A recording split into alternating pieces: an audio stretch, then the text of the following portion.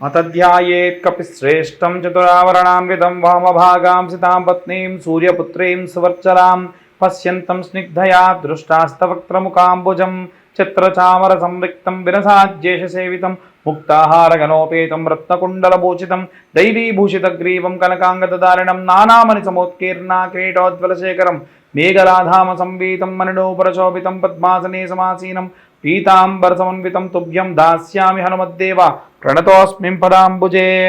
ప్రేక్షకులందరికీ కూడా నమస్కారం. ఫిబ్రవరి మాసంలో ద్వాదశ రాశుల వారికి ఎలా ఉండబోతుందో ఇప్పుడు మనం తెలుసుకుందాం. 2025 ఫిబ్రవరి మాసంలో సింహరాశి వారికి సంబంధించి ఆకస్మికంగా జరిగేటువంటి విషయాలు చాలా తీవ్రంగా జరిగేటువంటి అవకాశం ఉంది. ఉదాహరణకు అనుకోకుండా డబ్బులు రావడం, అంటే ఎవరివో కాదండి, మీకు రావాల్సిన డబ్బులే, అసలు ఇవ్వరు వీళ్ళు అనుకున్న వాళ్ళు కూడా డబ్బులు ఇస్తారు.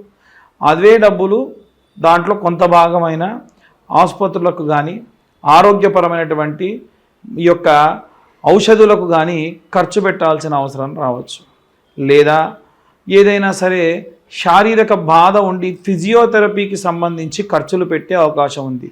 ఇవి డైరెక్ట్గా మీకు కాకపోయినా మీరు కుటుంబ యజమానైతే మీ కుటుంబంలో ఎవరికైనా ఇలాంటి ఇబ్బందులు వస్తే మీరు దానికి సంబంధించిన పర్యవసానం అనుభవించాలి కదా.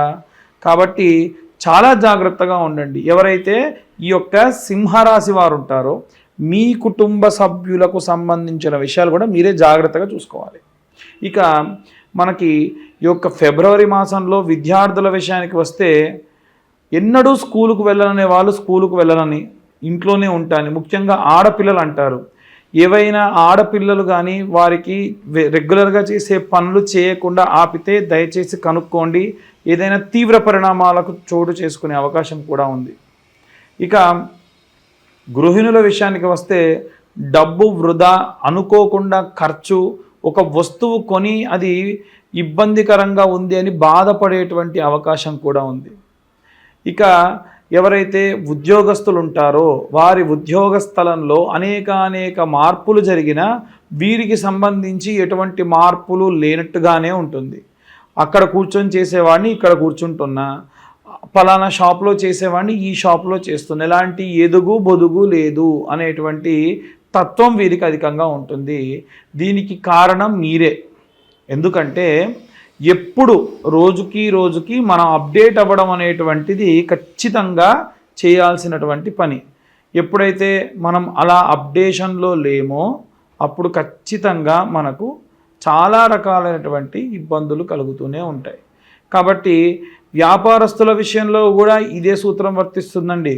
ఎందుకంటే మీ వ్యాపార స్థలం ఎప్పుడు ఒకేలా ఉంటుంది అనేటట్టుగా కాకుండా సంవత్సరానికి ఒకసారి ఏమైనా రంగులు మార్చడం కానీ, ఏదైనా ప్రదేశంలో కౌంటర్ కాకుండా ఇంకేదన్నా బరువైన వస్తువులు ఎక్కడ ఉండకూడదో అక్కడ ఉంచకుండా ఇంకో పక్కకు పెట్టడం కానీ, లేదా ప్యాకింగ్ సిస్టంలో మార్పులు కానీ, వర్క్కు సంబంధించినటువంటి అగ్రిగేషన్ విషయంలో కానీ జాగ్రత్త వహించడం వల్ల ఉత్తమోత్తమైనటువంటి విషయాలు చేయవచ్చు.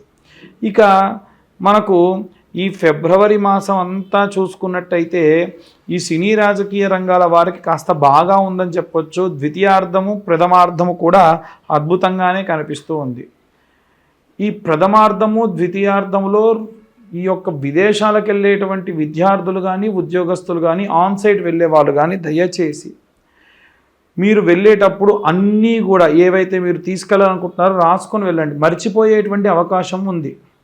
కోర్టు వ్యవహారాలకు సంబంధించిన విషయంలో, అలాగే ఈ యొక్క కుల వృత్తులు, చేతి వృత్తులు, రైతుల విషయంలో వస్తే కనుక విపరీతమైనటువంటి శత్రు బాధ కలిగే అవకాశం ఉంది. అంటే ఏవో ఒక మనిషి వల్ల, ఒక సిచ్యువేషన్ వల్ల మీరు బాగా బాధపడడం కానీ ఇబ్బంది పడడం కానీ జరుగుతుంది. కాబట్టి ఎట్టి పరిస్థితుల్లో మీరు చాలా జాగ్రత్తగా మాట్లాడడం కానీ పనులు చేయడం కానీ ప్రతి నిమిషం గమనించుకుంటూ ఉండండి. పిల్లలు దగ్గర లేకుండా ఎవరైతే వృద్ధాప్యంలో 60 సంవత్సరాలు పైబడి ఉంటారో వారు దయచేసి ఈ యొక్క విషయాన్ని బాగా గుర్తుంచుకోండి. ఏమిటి అంటే కింది భాగం, అంటే నడుము నుండి కింది భాగం అంతా కూడా విపరీతమైనటువంటి నొప్పులు, మోకాళ్ళ నొప్పులు కానివ్వండి, కిడ్నీ ప్రాబ్లమ్స్ కానివ్వండి, యూత్రస్ ప్రాబ్లం కానివ్వండి, అన్ని ప్రాబ్లమ్స్ లేవండి, చాలా ప్రశాంతంగా ఉన్నాయి అనుకున్న సమయంలో కాళ్ళకి ఏదైనా తగిలి బ్లీడింగ్ అవ్వడమైనా జరుగుతుంది. చాలా చాలా జాగ్రత్తగా ఉండండి. మీరు జాగ్రత్తగా ఉండాలనే మేము చెబుతున్నాం. జాగ్రత్తగా ఉంటే ఇవన్నీ కూడా దాటుకొని ముందుకు వెళ్ళొచ్చు. ఎలా చెబుతున్నారండి ఇవన్నీ? మా డేట్ ఆఫ్ బర్త్ టైం లేదుగా అంటే గోచార రీత్యా చెప్పేటువంటి విషయములు మాత్రమే. నిజంగా మీ పూర్తి జాతకం తెలుసుకోవాలి అంటే మీ date of birth, time, place మాకు పంపించండి. డీటెయిల్డ్గా మీ జాతకం విశ్లేషణతో 60 నుంచి 70 పేజీల్లో చెప్పడం జరుగుతుంది. అలాగే ఈ 2025వ సంవత్సరంలో 2025 రూపాయలు మాత్రమే ఛార్జ్ చేసి పూర్తిగా మీ జాతకం మీకు చెప్పడం జరుగుతుంది. ఇక అన్ని వర్గాలకు సంబంధించి అంటే విద్యార్థులు, గృహిణులు, సినీ రాజకీయ రంగాల వారందరూ కూడా ఎలాంటి జాగ్రత్తలు తీసుకోవాలి, ఎలాంటి మంత్ర పఠనం చేయాలి, ఎలాంటి రెమెడీస్ పాటించాలనే విషయాన్ని ఇప్పుడు మనం తెలుసుకుందాం. జనవరి 24 నుండి ప్రారంభమై ఫిబ్రవరి 24 వరకు కూడా కుజుడు సంచరిస్తూ మిథున రాశి గుండా ఆ తర్వాతకి ఏప్రిల్ వరకు కూడా ప్రయాణం చేస్తూ ఉంటారు. దీని వలన ద్వాదశ రాశులకి కూడా తీవ్రమైనటువంటి ఇబ్బందులు, అలాగే చాలా మంచి చేకూరేటువంటి రాశులకి కూడా ఉన్నాయి. అయితే అన్ని విభాగాల్లో ఉన్నటువంటి వాళ్ళు, విద్యార్థులు, గృహిణులు, ఉద్యోగస్తులు, సినీ రాజకీయ రంగాల వాళ్ళు, అలాగే రైతులు, చేతి వృత్తులు చేసుకునేటువంటి వాళ్ళు, కుల వృత్తులు చేసుకునేటువంటి వాళ్ళు, పాపం తల్లిదండ్రుల నుంచి దూరంగా నివసిస్తూ ఒంటరిగా నివసిస్తున్న వృద్ధులు, అలాగే విదేశాలకు ప్రయాణం చేయాలనుకునేటువంటి వాళ్ళు, అలాగే ఎవరైతే కోర్టు వ్యవహారాల్లో తీవ్రంగా ఇబ్బంది పడుతూ ఉన్నటువంటి వాళ్ళు, వీళ్ళందరి గురించి కూడా మనం కొన్ని రెమెడీస్ చెప్పుకుందాం. విద్యార్థుల విషయానికి వస్తే నీలా సరస్వతి స్తోత్రం అంటుందండి. ఈ నీలా సరస్వతి స్తోత్రము రోజుకు ఒక్కసారైనా సరే చదువుకోవడం చాలా చాలా శక్తినిస్తుంది. అయితే సరస్వతి యంత్రము అని ఉంటుంది. ఆ యంత్రం మీరు మామూలుగా గూగుల్లో చూసినా సరే దొరుకుతుంది. ఆ యంత్రంలో నెంబర్స్ ఉంటాయి. ప్రతిరోజు పిల్లలకు కొత్త నోట్బుక్ పెట్టేసి ఆ యంత్రాన్ని రోజు వాళ్ళతో గీయించి వాటిపైన రాయించి మధ్యలో కొంచెం అంత కుంకుమ పెట్టి ఇలా రాయండి. ఆ కుంకుమ రోజంతా ఉండాలని కూడా ఏం లేదు. ఇలా చేయడం వల్ల కూడా సంపూర్ణమైనటువంటి వాగ్దేవి కృపా కటాక్షాలు పిల్లల యందు ఉంటాయి. అలాగే గృహిణుల విషయానికి వస్తే ఫిబ్రవరి మాసంలో గుప్త నవరాత్రుల్లో భాగంగా శ్యామలాదేవి నవరాత్రులు జరుగుతాయి. కాబట్టి అమ్మవారి యొక్క నవరాత్రులు అప్పటికే ప్రారంభమై ఉంటాయండి. మరి ఎలా అనే వాళ్ళు కూడా ఉన్నారు. కాబట్టి ఈ నవరాత్రుల్లో కనీసం 9 సార్లు గౌరమ్మను తయారు చేసుకొని మీ ఇంట ఒక మంచి ప్లేట్ చూసుకొని దాంట్లో గౌరమ్మను పెట్టేసి, తమలపాకు లాంటిది పెట్టొచ్చు కానీ వాడిపోతుంది, వడలిపోతుందండి అనేటువంటిది చెబుతున్నారు. కాబట్టి ఒక మంచి ప్లేట్ చూసుకొని దానిపైన అమ్మవారిని గౌరమ్మగా మీ వీలును బట్టి చేసుకొని, మనకు అమ్మవారు ఎలాంటి వర్ణంలో ఉంటారు అనంటే మరకత వర్ణము అని అంటారు. కాబట్టి అలాంటి మరకత వర్ణంలో ఉండేటువంటి కుంకుమతోని అమ్మవారికి అర్చన చేయాలి. అది ఎలా చేస్తారండి అనేవాళ్ళు కూడా ఉన్నారు. ఎలా అంటే అమ్మవారికి సంబంధించినటువంటి వర్ణనలో మనకు కుంకుమ దొరుకుతుంది. ఆ కుంకుమే కుబేర కుంకుమ.